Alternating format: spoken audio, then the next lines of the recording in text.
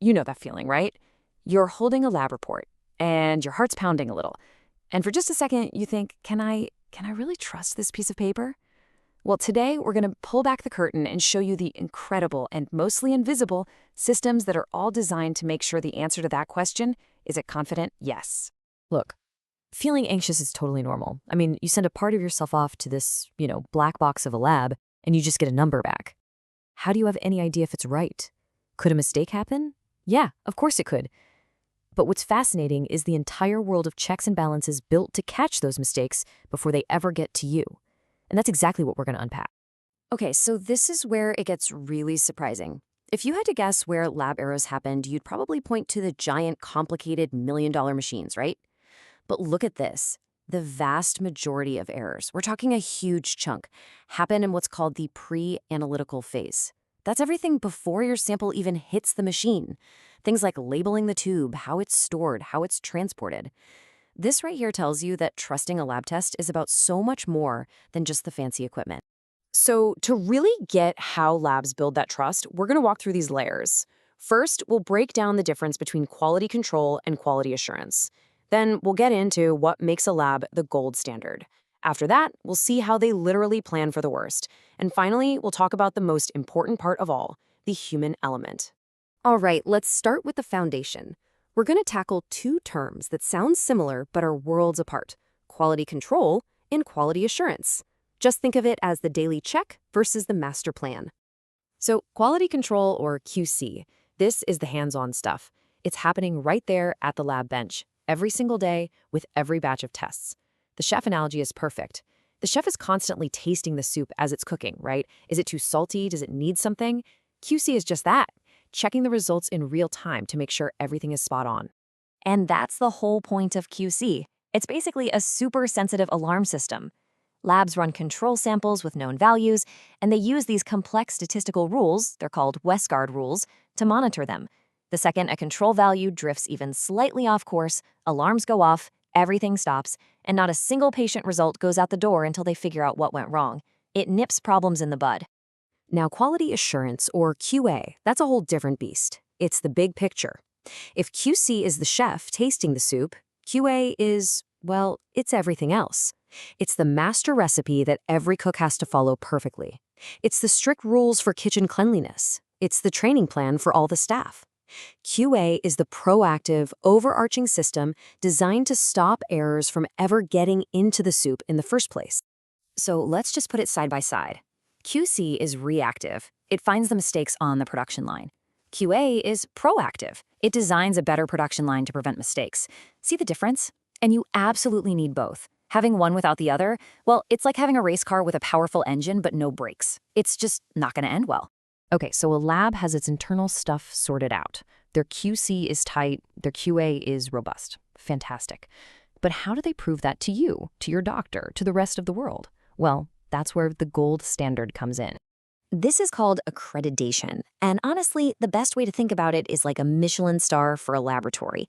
It's this formal recognition from an outside impartial organization that says, yep, this lab knows what it's doing and meets tough international standards like ISO 1589 for medical labs. It's the ultimate badge of trust. And earning that star, whoa, it is not easy. It is a grueling process. We're talking mountains of paperwork. And then auditors come on site for days at a time and comb through literally everything. And it's not a one-and-done deal. They are under constant surveillance, year after year, to make sure they keep hitting that incredibly high bar. Now, none of this quality stuff matters. Not the QC, not the QA, not the accreditation, if the lab isn't safe. You can't have quality without safety. They are completely linked. And that means having a rock-solid plan for managing risk and, yeah, planning for the absolute worst. This is where lab safety gets really interesting and kind of counterintuitive. They follow what's called the hierarchy of controls. And look what's at the very bottom. Considered the least effective way to keep people safe: PPE. The gloves, the masks, the coats. The goal isn't just to wear armor to protect you from a hazard. The number one goal is to get rid of the hazard altogether. This isn't just about protecting the staff, it's about protecting your sample from contamination too. So, with all the things that could possibly go wrong, how do they decide what to fix first? Well, they actually do the math. They use this simple but really powerful formula to calculate what's called a risk priority number, or RPN. They just ask 3 questions. How likely is this to happen? If it does happen, how bad will it be? And how easily can we spot it? You multiply those 3 scores together, and suddenly you have a ranked list of what to worry about the most. And that RPN score, it's not just a number that goes into a report. No way. It's a trigger for action. If a risk gets a high score, it's an all-hands-on-deck situation to fix it now. A medium score gets put on the calendar, a low score gets monitored. It's a really smart, systematic way to tackle risk. And you can really see this risk management in action when you look at how they handle dangerous germs. A BSL-1 lab working with something like standard E. coli is pretty basic. But as the risk goes up, the safety measures escalate like crazy, all the way to a BSL-4 lab. We're talking facilities for things like Ebola, where scientists have to wear what are essentially their own personal spacesuits. The safety always matches the risk. And this dedication to safety trickles down to the simplest things. Every single person in a modern lab knows the pass method for using a fire extinguisher. Pull, aim, squeeze, sweep. It's a simple, memorable protocol that makes sure everyone knows what to do in an emergency. It's just one more piece of that big safety puzzle.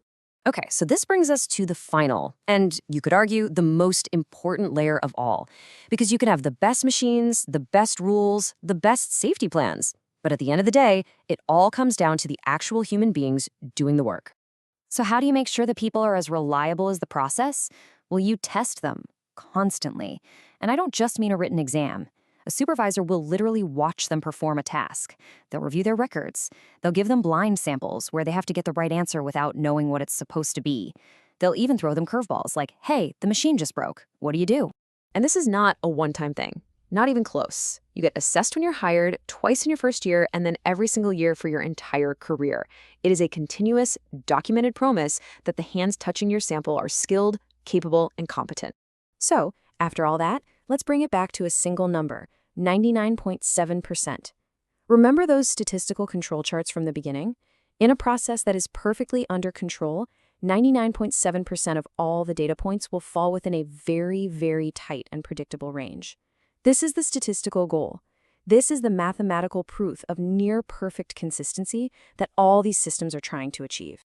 So, what does it all mean? It means that trust in a lab result isn't something you just hope for. It's something that is built intentionally, layer by layer. It starts with that daily QC check, gets guided by the QA master plan, is proven to the world with accreditation, is built on a foundation of safety, and is carried out by people who are proven to be competent. Every single one of these layers is designed to build a system that you can trust. But even the most perfect system in the world is still run by people. So it leaves us with one final big question to think about. With all of these incredible controls in place, what's the one human factor that can still put it all at risk?